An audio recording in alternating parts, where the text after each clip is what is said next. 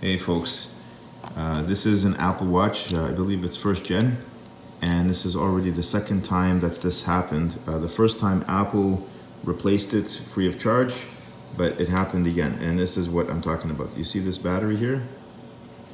Look how round it looks. It basically created a lift because it expanded and it pushed the top part of the screen off, so we didn't even have to open the watch.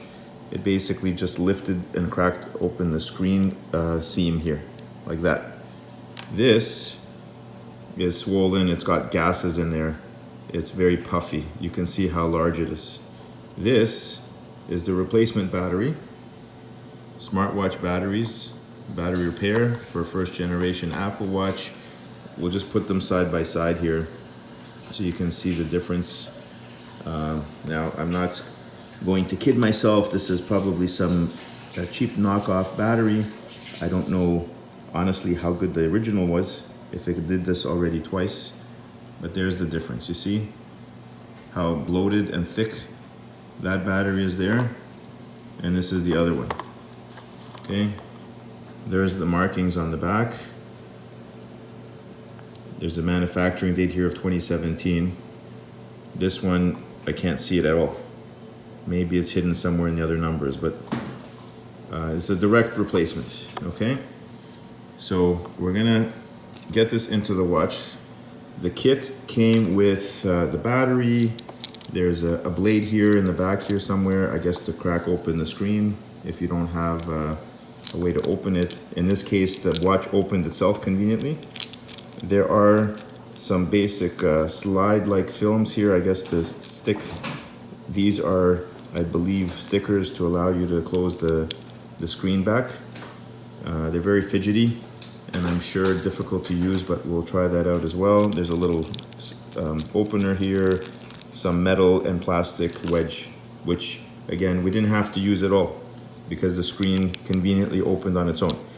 What I'll do is replace the battery. I may not stick it down. It does have adhesive on the back, or may just open a slight amount of it because I don't really want to stick it in too far. It's easier to remove later if it's not completely closed. Now there's something that I can see there in ink. You see that? Here, if we hold it the right way, I might be able to see. What does that say?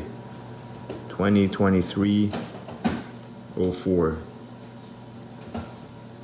Row, yeah, I don't know what that says. FU, Rotufu.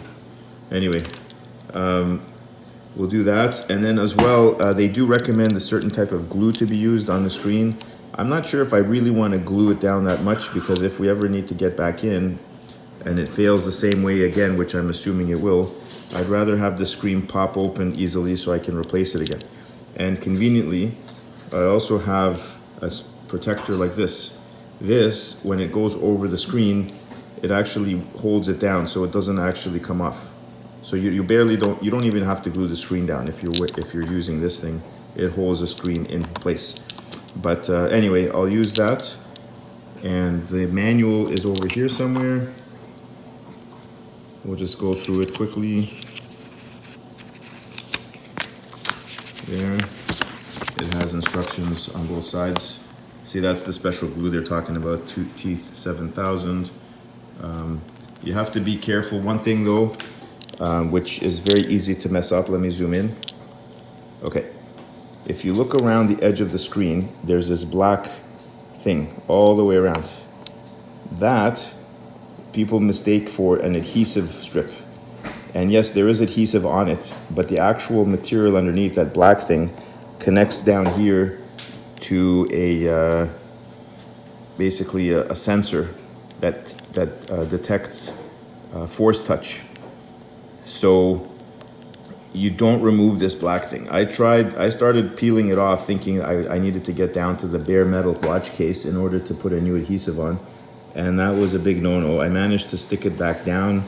I don't believe there's any damage with it, and the watch still works fine, but you have to be careful. Okay, so I'll get back to you once I replace it. Okay, so I've added the new battery over there, but I haven't stuck anything down, and I even managed to get this adhesive strip kind of worked around the screen. They did say that you should remove the screen connector here, but I just fished it around, and I'm going to try to carefully stick it down if I can without having to remove the screen, although we'll see how that goes. Now the battery is not charged at all. I have it sitting on a charger.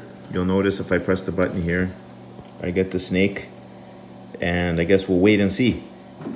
If it doesn't charge, we're gonna have to return this to Amazon or wherever we got it and tell them that it's a dud. But right now we're waiting a few hours to see if this thing will activate and charge up. So I'll let you know in a few hours. Okay everyone, it's been maybe about half an hour and it's still sitting here on the charger. For a while it was giving that snake, you know, with the little lightning bolt. And then when I'd take it off the charger, the snake lightning bolt would turn red. So I knew the battery was still connected, it just wasn't providing any power. But as you can see now, something is happening. There's an Apple logo sitting there. So I believe it's figured there's enough juice in the battery to actually boot the phone. So we've got at least some changes there. Okay, so as I mentioned before, once it charges up fully and I'm comfortable that it's working, I'm going to take a little bit of the backing off of this so I can tape it down. It is much smaller than the other battery because the other battery was so swollen. So it does rattle around in the case unless you stick it down a little bit. So I'm going to stick it down, but not with the entire amount of glue. It shouldn't move. And then we'll try to peel back all of the adhesive on the, you know, the little tape on the adhesive strip here, situate it carefully, and then try to get the screen back. And I'll let you know once I close up the watch. We'll see how it runs. And I am not going to expect this battery to last as long as the other one that was replaced by Apple. Although you never know. Maybe it'll last, maybe not. But the watch itself, you know, is showing signs of age anyway. So I don't expect to be changing the battery too many more times on this one. I guess if we get another 5 years out of it, we'll be lucky. Okay, so here we are another half an hour later or so, and we've got the battery installed. The Apple logo is gone, and we have a battery icon there showing 66%. So it seems to be doing the business. And once it fully charges, I'm gonna try to get this thing sealed back in carefully, and we'll see how it goes. As long as this battery is not creating pressure, it should help the screen stay in place, even with not so much glue. I'm hoping that's going to be the case.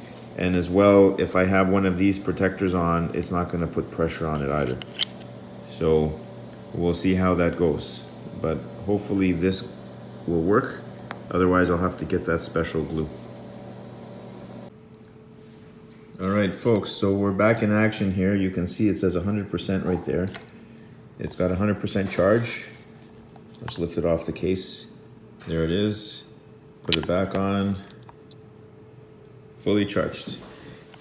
So, and it was about 2 hours, I guess, for that to happen. So I'll try to get this all back assembled and we'll see what happens. Okay, so by now I've managed to install that blue, the blue adhesive strip around the edge. You can see I peeled back the other side. I've got it in there. I left the tab here on the battery so I could pull the battery out in the future. It's still working fine, you can see, no problem. Last step is I'm gonna peel the backing off of this, the blue thing, and then stick this down and then seal it back up like so, okay?